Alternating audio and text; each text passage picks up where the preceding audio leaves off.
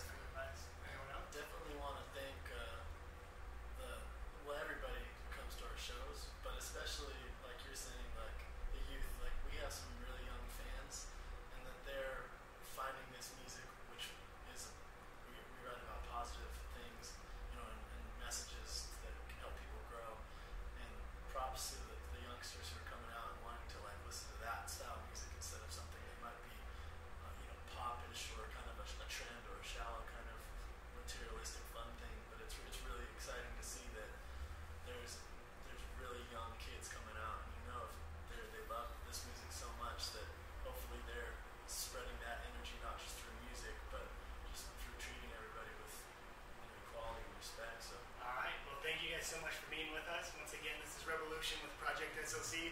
Mark from Gig Biz behind the camera for us. Thank you guys for tuning in. Thank you guys. Oh, thank you.